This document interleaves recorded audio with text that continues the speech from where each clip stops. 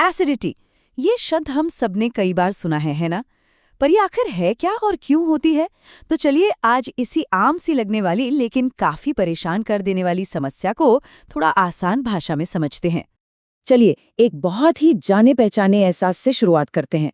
सोचिए, कुछ बहुत ही मसालेदार या भारी खाना खाया है और उसके थोड़ी देर बाद सीने में वो जलन वाली फीलिंग शुरू हो जाती है।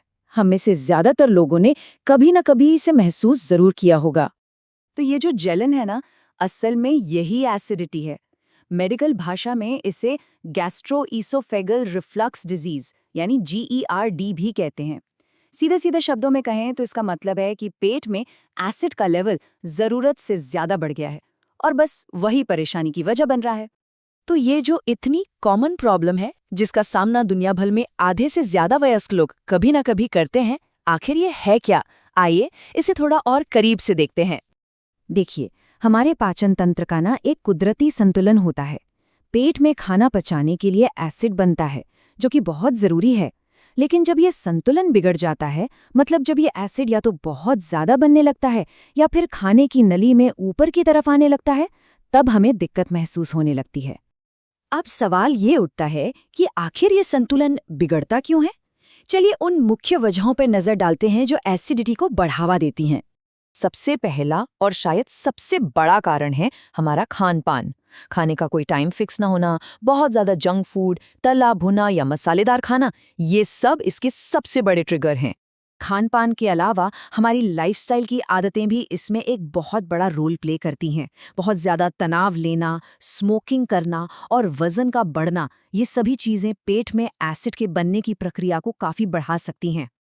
और एक बात जो शायद बहुत लोगों को पता नहीं होती कि कुछ रोजमर्रा की दवाएं भी एसिडिटी की वजह बन सकती हैं। जी हाँ, एस्पिरिन और इबुप्रोफिन जैसी आम दर्द की दवाएं भी पेट में एसिड की मात्रा बढ़ा सकती हैं। और हाँ, कभी-कभी इसकी जड़ किसी और स्वास्थ्य समस्या में छिपी होती है, जैसे कि हाइटल हर्निया या पेप्टिक अल्सर। ये परेशानियां भी लगातार एसिडिटी का कारण बन सकती हैं। किसी भी समस्या से निपटने के लिए सबसे पहला कदम होता है उसके संकेतों को पहचानना। तो सवाल यह है कि एसिडिटी की पहचान कैसे की जाए? इसके जो आम लक्षण हैं उनमें शामिल हैं पेट और गले में जलन, बेचैनी महसूस होना, बार-बार डकार आना, मुंह का स्वाद खट्टा हो जाना और कुछ मामलों में तो कब्ज की समस्या भी हो सकती है। पर अच्छी खबर यह है कि इसका इलाज और इससे बचाव दोनों ही मुमकिन है। बस अपनी जीवन शैली में कुछ जरूरी और सही बदलाव करने की जरूरत होती है। जिंदगी में कुछ छोटे छोटे बदलाव भी बहुत बड़ा फर्क ला सकते हैं, जैसे अपने खानपान को सुधारना, स्मोकिंग जैसी आदतों को छोड़ना और एक बहुत जरूरी बात, रात का खाना सोने से कम 3 घंटे पहले खा लेना। और हाँ, सोते समय सिर के नीचे थोड़ा ऊंचा तकिया लगाने से भी एसिड को गले में वापस आने से रोकने में मदद मिलती है। अगर समस्या ज्यादा हो तो डॉक्टरी मदद भी मौजूद है। एंटासिड्स तो फौरन राहत के लिए होते हैं, लेकिन ये जड़ पर काम नहीं करते।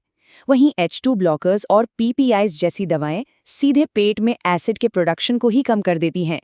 H2 ब्लॉकर्स एसिड बनाने वाले सिग्नल को रोकते हैं, जबकि PPIs सीधे एसिड बनाने वाले पंप को ही बंद कर देते हैं। इलाज के साथ साथ सही डाइट एक बहुत ही महत्वपूर्ण भूमिका निभाती है। तो आइए एक नज़र इस पर भी डालते हैं कि क्या खाना चाहिए और किन चीज़ों से परहेज करना बेहतर रहता है।